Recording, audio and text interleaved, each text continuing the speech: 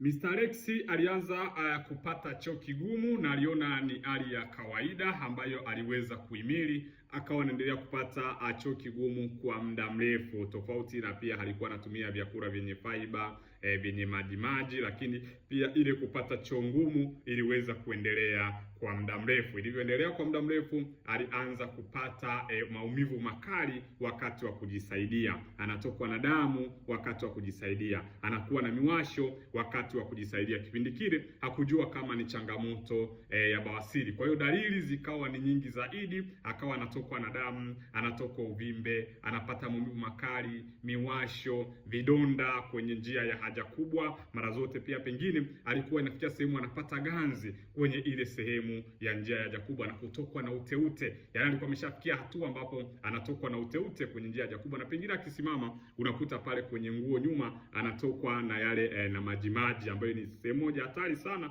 ambayo ukiwa nayo ndugu yangu huwa inatia aibu.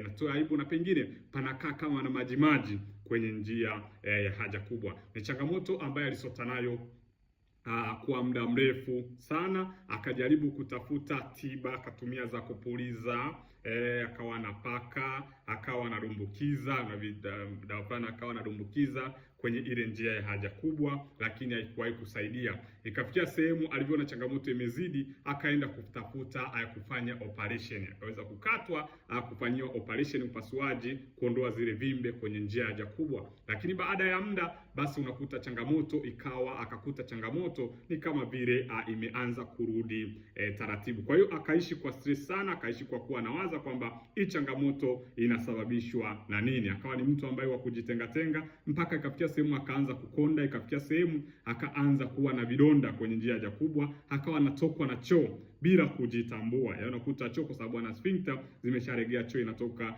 bila kujitambua. Lakini pia miwasho ya mara kwa mara, akawa anapata miwasho ya mara kwa mara, na pengine anakaa kwa shida kwa sababu anapata maumivu makali, kwa anakaa vile anakuwa anaogopa kiti, mikono yake amegeuza kuwa stendi. Lakini mwishowe tukaweza kukutana, akanielezea changamoto yake.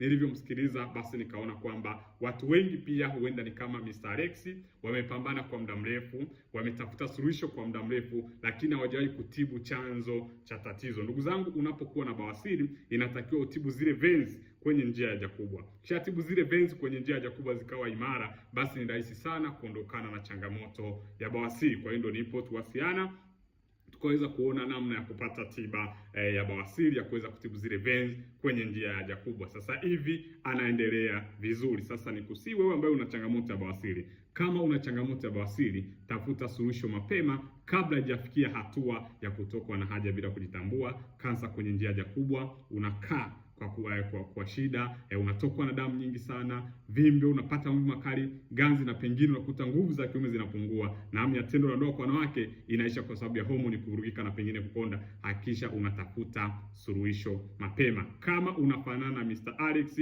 andika hapo chini kwa komenti neno bawasiri ili uweze kupata msaada zaidi. Chukua namba kwenye bio kama unahitaji maelekezo zaidi namna ya kuondokana na changamoto hii ili uweze kupata msaada zaidi. Karibu na Mungu akubariki.